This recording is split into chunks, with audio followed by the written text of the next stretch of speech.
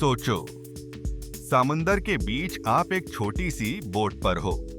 आसपास गहरा अंधेरा पानी है और अचानक से पानी के नीचे कुछ हिला, इतना बड़ा कि आपकी बोट एक छोटी पतंग जैसी लगने लगे।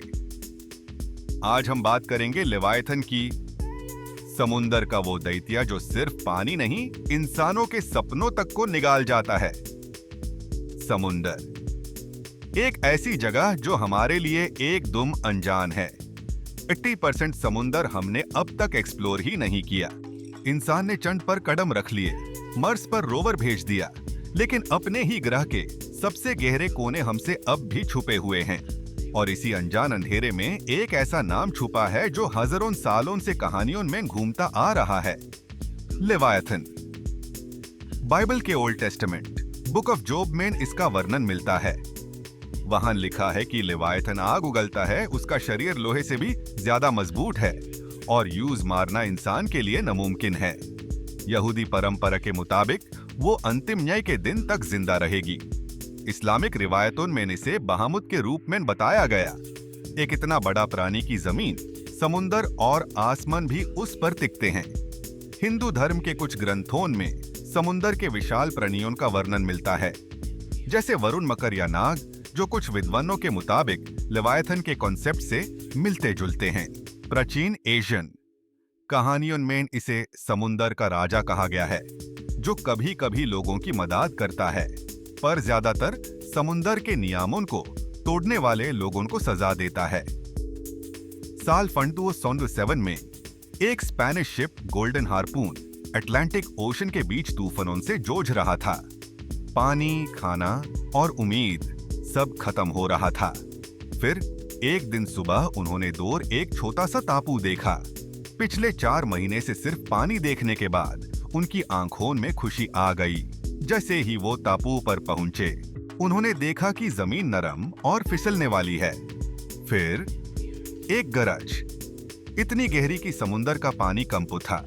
जमीन से एक विशाल आंख खुली, जहाज से भी बड़ी। पूरा टापू हिल गया। समुंदर में एक विशाल व्हर्लपूल बना और जहाज खींचने लगा। सिर्फ 3 लोग बचे, बाकी के सब लोग समुंदर में गायब हो गए। बचने वालों ने कहा, हमने खुद लेवायथन देखा है। ओलाउस मैग्नस ने 1550 में अपने फेमस सी मैप कार्टा मरीना पर इस प्राणी का स्केच बनाया, जिसमें वो जहाजों पर हमला कर रहा है। वाइकिंग लेजेंड्स में इसे समुंदर का गार्ड कहा गया है। उनका मानना था कि अगर कोई इस प्राणी का नाम लेता है तो वो जग जाता है। पैसिफिक आइलैंड्स के कुछ ट्राइबल्स तो आज भी समुंदर के कुछ हिस्सों में फिशिंग नहीं करते, क्योंकि उनका मानना है वहां बड़ा सांप सोता है। नासा शुरू में समुंदर को एक्सप्लोर करने के लिए बनी थी, लेकिन एक दिन बिना किसी ऑफिशियल एक्सप्लेनेशन के उन्होंने अपना फोकस स्पेस पर शिफ्ट कर दिया। क्या उन्होंने समुंदर में कुछ ऐसा देखा जो दुनिया को बताना खतरनाक होता? 1997 में national oceanic and atmospheric administration नोए ने एक अजीब आवाज रिकॉर्ड की, द ब्लूप। ये आवाज इतनी पावरफुल थी कि प्योर पैसिफिक ओशन के हाइड्रोफोन्स ने एक साथ रिकॉर्ड की। साइंटिस्ट्स ने कहा ये ग्लेशियर के टूटने की आवाज थी, लेकिन कुछ एक्सपर्ट्स ने फ्रीक्वेंसी पैटर्न देखकर कहा ये किसी जिंदा चीज की आवाज लगती है। 2003 में जापान के कोस्ट पर फिशरमैन ने एक जायंट टेंटिकल देखा जो उनके बोट के बराबर था। उन्होंने तस्वीरें खींचने की कोशिश की, पर टेंटिकल समुंदर के नीचे खिंच गया। 2014 में रशिया के नियर आर्कटिक ओशन में एक सबमरीन मिशन अचानक कट हो गया। लास्ट ट्रांसमिशन में एक क्रू मेंबर कहते सुनाई दिया, इट्स राइट अंडर अस। उसके बाद सिर्फ स्टैटिक नॉइज। हवाई के पास कुछ डाइवर्स ने मूविंग आइलैंड देखी। जब वो पास गए तो पूरा आइलैंड समुंदर में डूब गया। बाद में समुंदरी पानी में विशाल स्केल्स और दांत माइले। ऑस्ट्रेलिया के ग्रेट बैरियर रीफ के पास सोनार ने 200 मीटर लंबी कोई चीज डिटेक्ट की, जो फिर एकदम से गायब हो गई।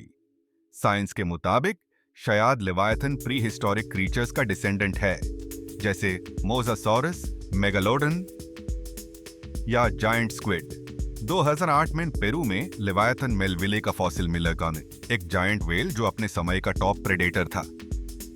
ये इतनी पावरफुल थी कि बड़े शार्क्स को भी शिकार बना लेती थी।